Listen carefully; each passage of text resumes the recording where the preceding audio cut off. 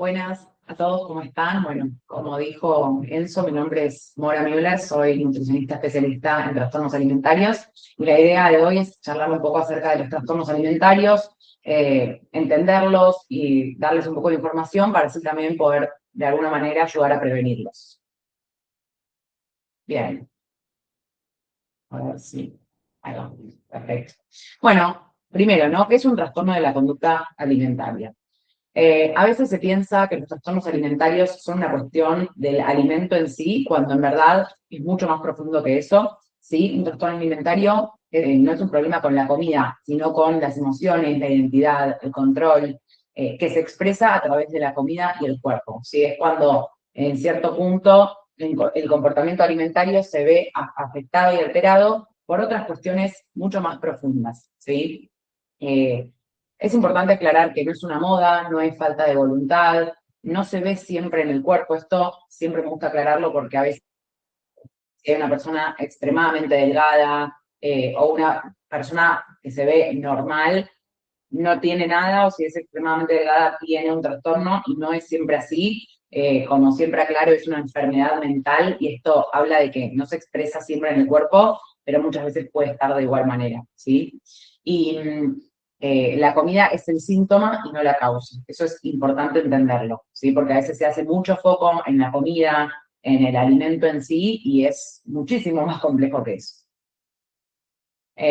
Los tipos más frecuentes son los restrictivos, tipo la anorexia nerviosa, ¿sí? Que básicamente es vivir pensando en la comida, pero comer cada vez menos.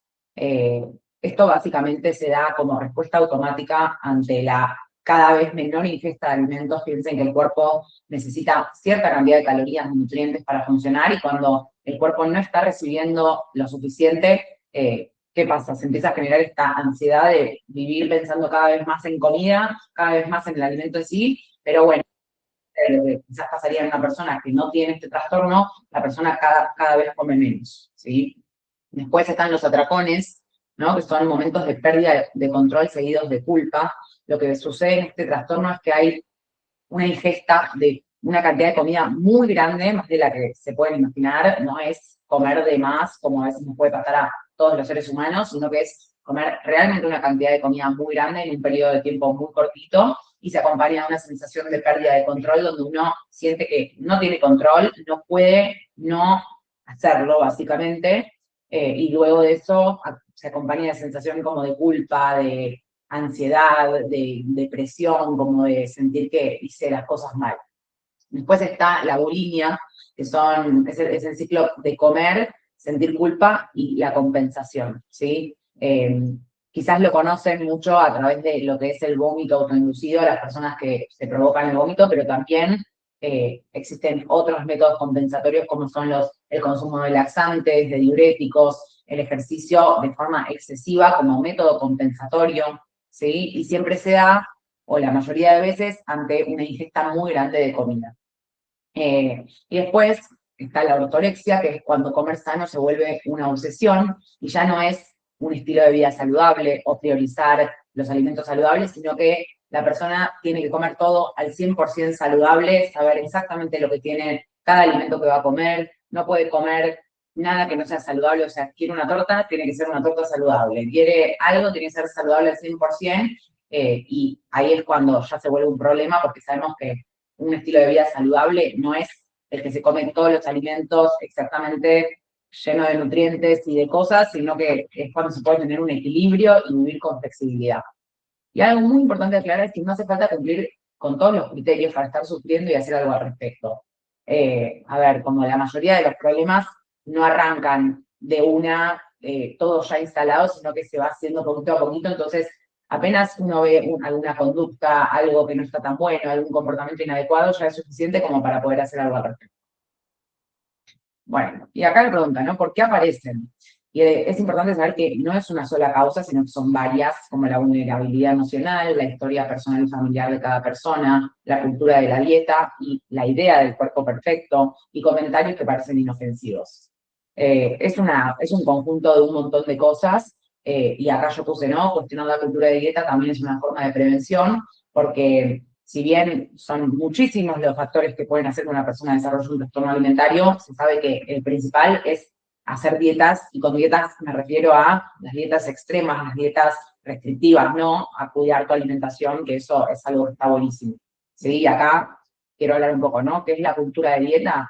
Bueno, como puse ahí, es el terreno perfecto donde crecen los trastornos alimentarios, porque ¿qué incluyen? Pensar que hay cuerpos mejores que otros, moralizar los alimentos, es decir, que hay alimentos buenos y malos, cuando en verdad no existen alimentos buenos ni malos, simplemente existen formas de consumirlos, frecuencias, alimentos que aportan más nutrientes que otros y por eso los priorizamos, pero ya el catalogar alimentos como buenos y malos siempre va a tener una connotación negativa. Pensar que tu alimentación debe amoldarse a un tipo de cuerpo, esto es típico, ¿no? Como esto, la idea de hacer una dieta para tener determinado cuerpo y no pensar en, bueno, ¿qué me puedo aportar, que me haga bien? ¿Cómo puedo llevar mi alimentación a tener más energía, a rendir mejor en mi entrenamiento o más, demás cosas? Sino que es la idea de, tengo que entrar en un tipo de cuerpo. Bueno, hacer dietas eternas que generan rebote, ¿no? Las dietas son las principales causas de, después también, la presencia de atracones, ¿no? Porque es esto de me restringo, me restringo, me restringo, como poco, como insuficiente, o como todo el tiempo lo mismo, o elimino grupos de alimentos y después el cuerpo un día no aguanta más, y ahí aparece el famoso efecto rebote y el famoso no sé por qué ya no tengo voluntad o no me puedo cuidar, y asustarse por ciertos alimentos, que estoy en un poco de la mano con esto de alimentos buenos y malos, los buenos genial, los malos me asustan, me dan miedo, siento culpa. Y esto es muy importante porque crecimos, ¿no? en una cultura que fomenta todo el tiempo esto. Hoy ya quizás estamos un poco mejor, pero todavía está esto de la cultura de la delgadez relacionada al éxito, a la belleza, a más oportunidades. Entonces también cuestionar un poco esto y poder preguntarse, ¿no? Como qué es lo que siempre nos vendieron y cómo estamos, ¿no? Porque también, esto no lo puse en la presentación, pero somos el segundo país con más trastornos alimentarios en el mundo, y eso por algo es. Así que, bueno, un poco cuestionar esto es clave. ¿Cuáles son los signos de alerta que nos hacen ver que una persona puede estar desarrollando un trastorno de la conducta alimentaria o que por lo menos tiene conductas que no están tan buenas? Tenemos señales conductuales, emocionales y verbales, como por ejemplo evitar comidas sociales porque no puedo comer lo que me gustaría o porque no puedo comer exactamente como quiero, comer a escondidas, rigidez en los horarios, entrenamiento excesivo, no como algo que me da salud y que me hace bien, sino ya desde un lugar compensatorio, de estar pensando todo el tiempo en quemar calorías, saltear comidas, pérdida de placer por comer, ya no siento placer por comer, sino que lo vivo como una obsesión, como una rigidez constante. En cuanto a las señales emocionales, sentir mucha culpa, miedo intenso a ciertos alimentos o a engordar, autoestima atada únicamente al cuerpo. Si bien sabemos que el cuerpo es importante y es algo que nos va a dar autoestima porque es importante vernos bien y sentirnos bien, no podemos pensar que es normal que únicamente esté atado a eso, ¿no? Entonces esto también es algo que pasa un montón y que está súper normalizado y que hay que también empezar a cuestionar un poco. Y señales verbales como está mal haber comido esto, no merezco comer tal cosa, después lo compenso. Y creo que todos conocemos a alguien que alguna de estas cuestiones tiene o que dijo o siente, y muchas están muy normalizadas y creo que eso es también lo primero, ¿no? Como poder cuestionarnos también desde nuestro lugar, bueno, yo quizás me pasa a mí o quizás a alguien cercano, entonces esto también nos permite como abrir un poco más los ojos como sociedad. Hay una pregunta. Sí. ¿Qué aconsejarías para ayudar a un amigo que no se da cuenta que tiene ciertos problemas? Bueno, mira, justo acá viene una diapositiva que es el que no ayuda y que sí ayuda. Voy a hablar un poco de esto y ahora profundizamos un poco más.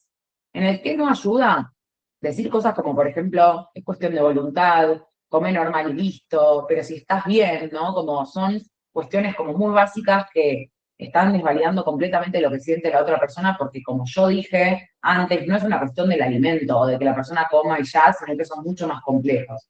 ¿Sí? Y que sí ayuda, por ejemplo, escuchar a la persona sin juzgarla, prestar atención a cambios de conducta cuando uno ve que quizás hay algo que no está tan bueno, no comentar sobre su cuerpo. ¿Cuántas veces comentamos sobre el cuerpo de otro o nuestro propio cuerpo? Le dijimos a alguien, uy, qué flaca, qué linda que estás, y ni siquiera sabemos cómo esa persona está más delgada. Quizás es porque está pasando un mal momento o porque se siente incómodo con su cuerpo y dejó de comer, y eso solo fomenta esa conducta que uno la puede percibir como positiva porque, como dije antes, crecimos en este mundo de cultura de dieta, pero en verdad no está bueno. bueno, evitar el pero come o relájate, sugerir acompañamiento profesional y validar sus emociones.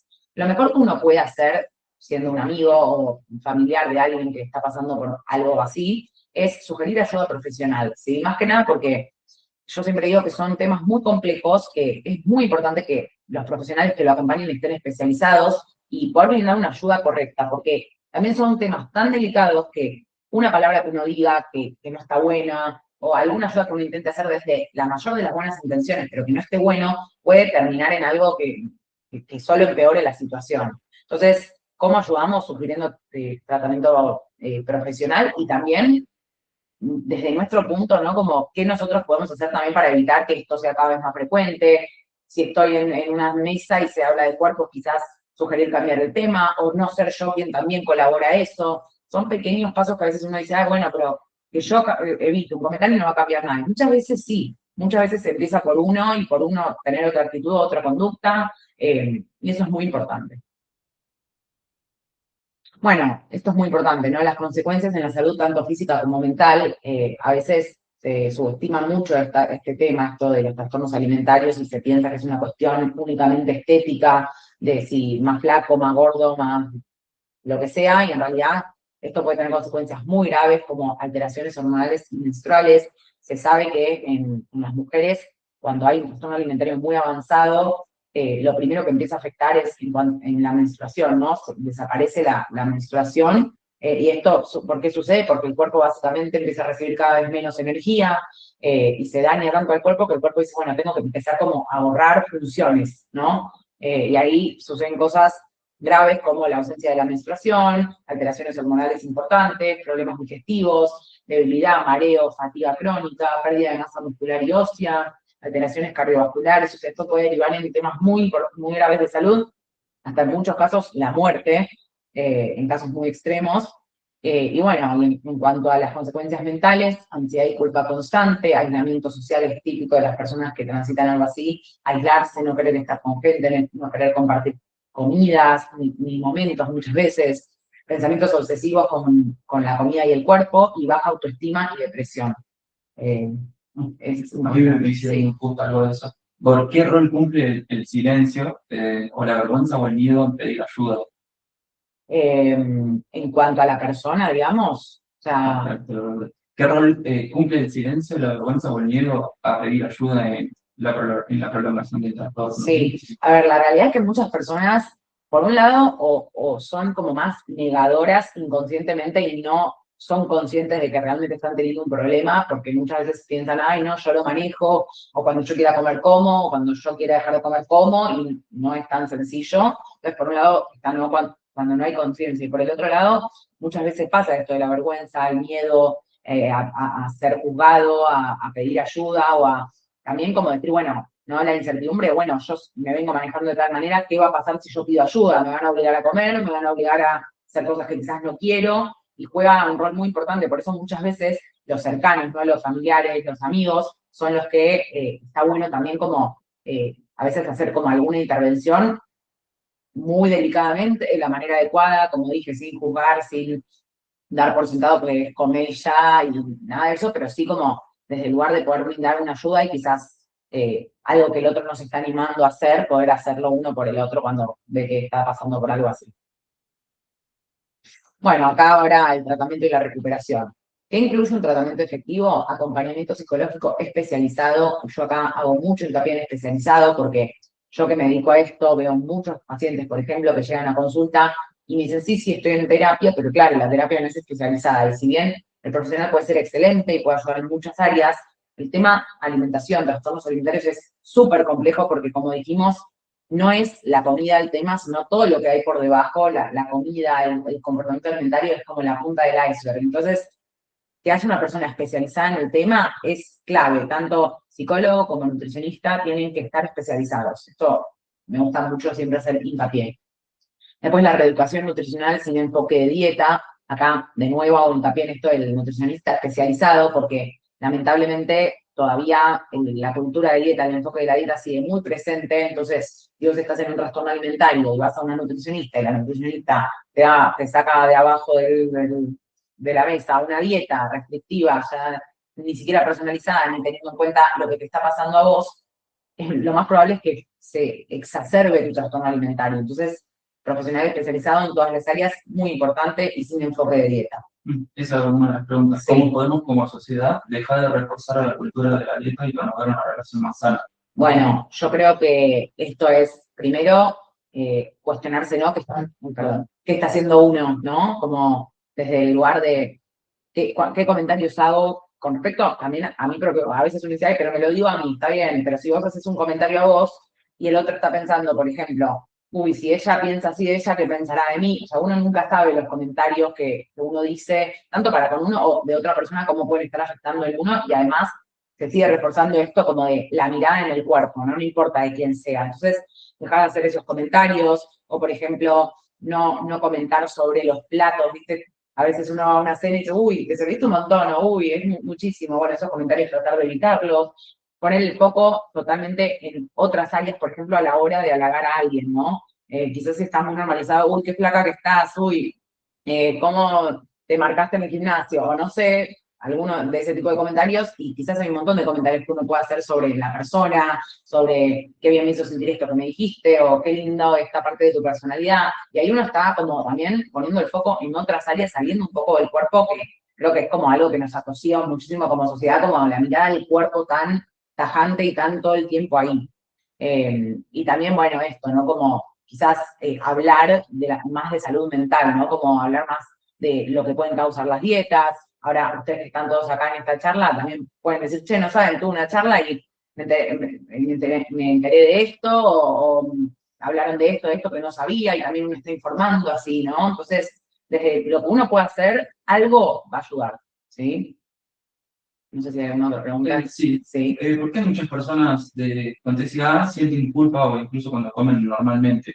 Bueno, un poco la respuesta ya es. Bueno, a ver, la realidad es que justamente como dije al principio, los trastornos alimentarios son enfermedades mentales, ¿no? Y justamente la persona que está pasando por algo así, digamos, como que su cerebro está alterado, no lo vive como una persona que no tiene un trastorno, que entiende que comer es parte de la vida, que es salud, que necesita comer para vivir, lo está entendiendo desde otro lado, desde el miedo a engordar, y muchos miedos más profundos, ¿no? Al no ser suficiente, al no ser aceptado, al rechazo, porque en realidad si se ponen a pensar que nos vendieron siempre, ¿no? La delgadez como pertenencia, como éxito, como belleza, como más oportunidades, y la gordura como todo lo que está mal, rechazo, todo lo que no. Entonces, digamos, si eso sigue estando tan presente, ¿cómo voy a no sentir esta presión por la delgadez extrema que también me deriva en trastornos alimentarios? ¿Sí? Entonces, un poco eso, es como algo que lo entiende solamente la persona que lo vive, ese miedo, esa culpa al comer. Bueno, siguiendo con lo del tratamiento y la recuperación, es importante trabajar sobre la relación con el cuerpo, esto también es muy importante porque no es solamente, bueno, lo que comemos, sino también es la forma en la que aprendí a mirar mi cuerpo, el diálogo interno que tengo que me vengo repitiendo hace un montón de tiempo. Sabemos que todo lo que nosotros nos repitamos en algún momento lo vamos a ver como una realidad. Entonces, yo siempre les digo, por ejemplo, a mis pacientes, no importa ni cuántos kilos bajes, ni cuánto te marques en el gimnasio, mientras vos te sigas repitiendo que tu cuerpo está mal, que tenés que cambiarlo, que no estás bien, así lo vas a vivir, sea cual sea el cuerpo que tengas. Entonces, trabajar en esto también es muy importante, que si bien viene de la mano tanto de la terapia especializada, también es un trabajo de uno día a día, de quiénes nos rodeamos, qué cosas elegimos decirnos, qué cosas consumimos en redes sociales, ¿no? Porque también las redes sociales son un ambiente recontra tóxico hoy en día. Si bien también podemos encontrar cosas que nos hacen muy bien, también podemos caer en una de la comparación, de seguir cuentas que te venden algo que quizás ni siquiera es real, que ni siquiera sabes cómo esa persona tiene ese cuerpo o cómo esa persona hace esa rutina, y uno cae en la comparación que genera todo el tiempo más ansiedad, más culpa, más depresión, más insuficiencia de podría estar mejor, podría hacer las cosas mejor. Entonces también cuestionarse un poco eso. Y bueno, en muchos casos, equipo interdisciplinario. Esto siempre se trabaja en conjunto, una nutricionista con una psicóloga especializada, pero muchas veces también, cuando ya la cosa quizás avanza, se necesita también psiquiatra y médico, ¿sí? Y esto es muy importante como para saber que es un tema súper complejo que necesita como un abordaje interdisciplinario de todas las áreas y de darle mucha atención, ¿sí? Y como puse acá, no se trata de controlar la comida, sino de recuperar la libertad, ¿sí?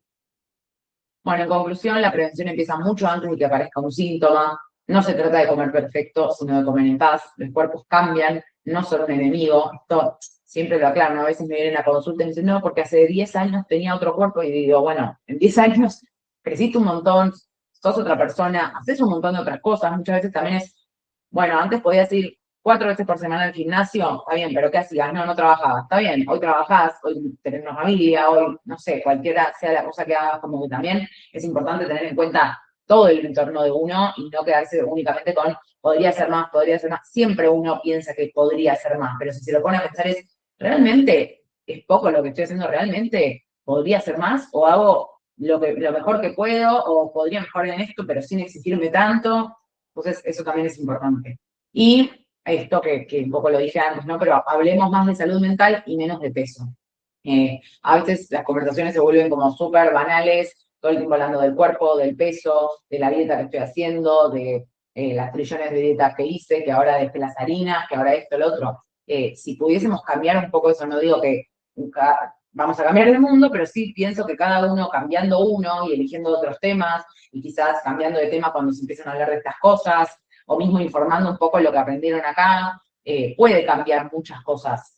Uno no se da cuenta, pero realmente uno puede hacer una diferencia muy grande porque, como dice acá, si logramos que una sola persona se cuestione una dieta extrema, deje de odiar a su cuerpo o pida ayuda a tiempo, ya hicimos prevención.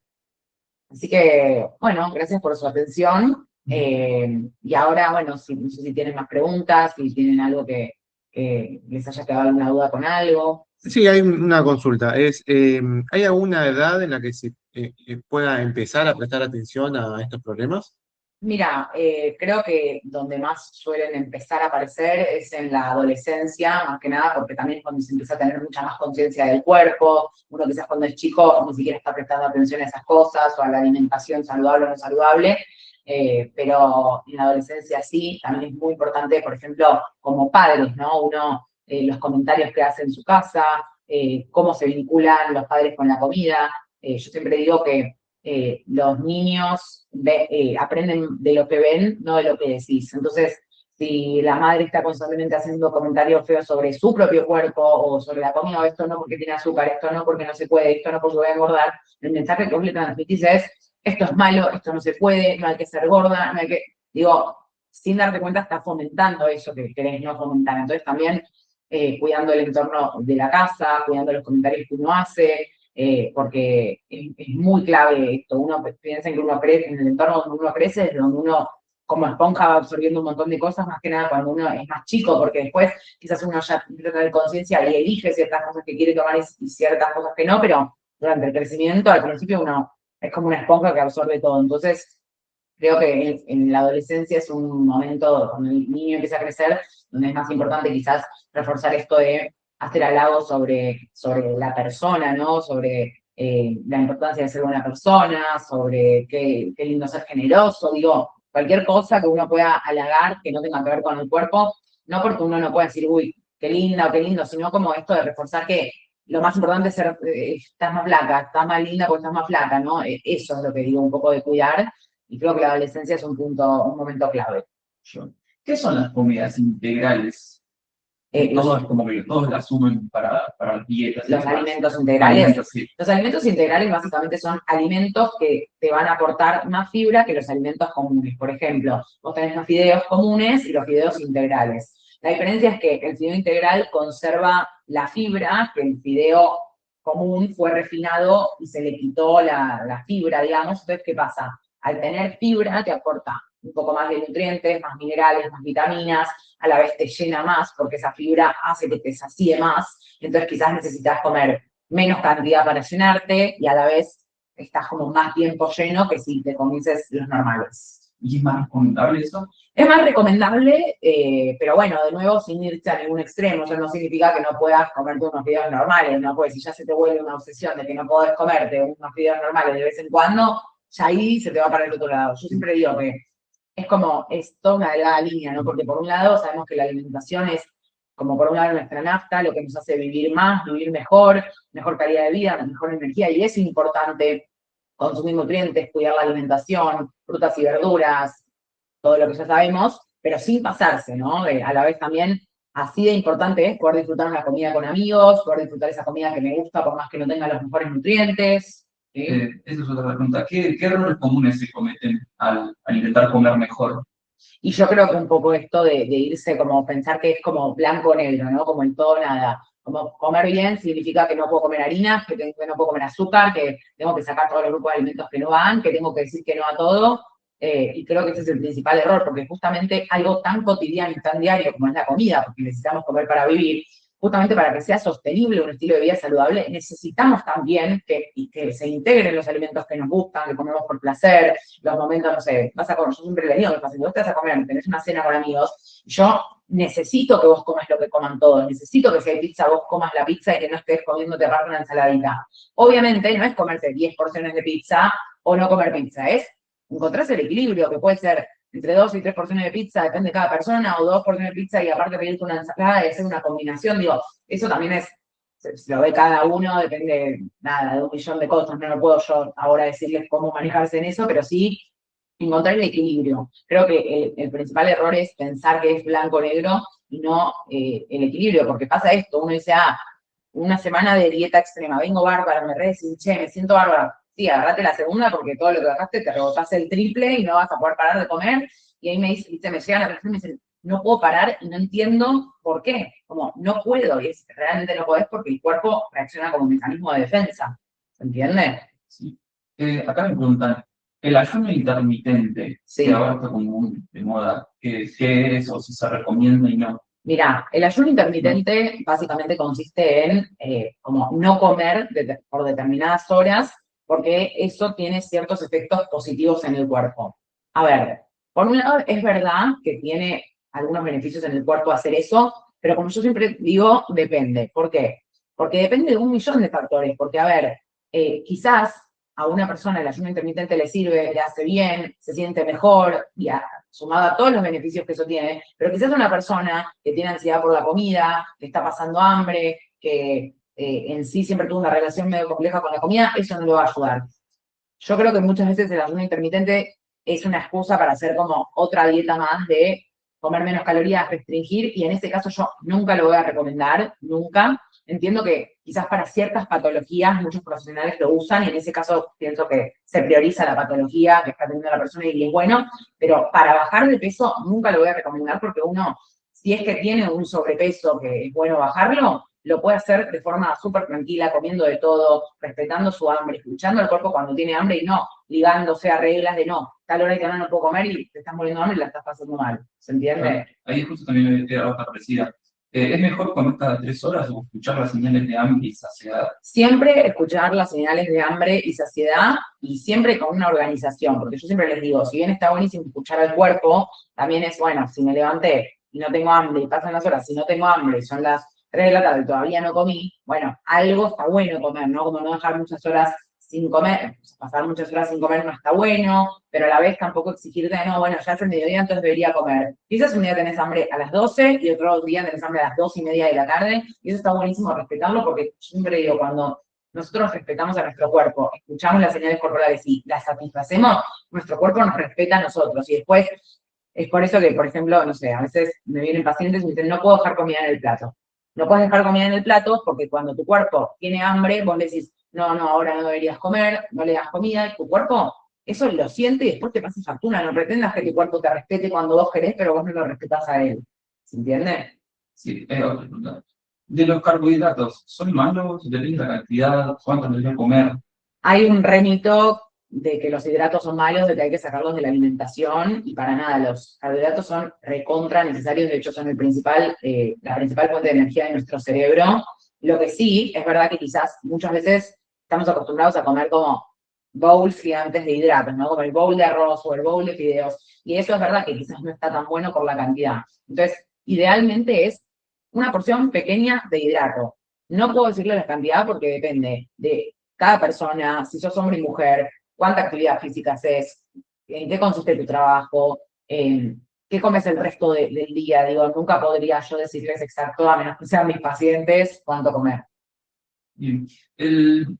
O sea, ¿es saludable comer huevo todos los días? ¿O cuánto es lo recomendable? Pregunta la gente. Sí, el huevo es súper saludable. También había un mito con respecto a la yema del huevo que te aumenta el colesterol y todo, y eso sabemos que no es así. O sea, el colesterol nunca va a ser aumentado únicamente por el huevo. Es verdad que si quizás alguien ya tiene el colesterol aumentado con malos hábitos y cosas, quizás no va a ser bueno que consuma demasiada yema, pero sacando esa situación, el huevo es buenísimo, aporta proteína, aporta vitaminas, minerales, lo súper recomiendo. Y esta mira, Sí. ¿el huevo crudo?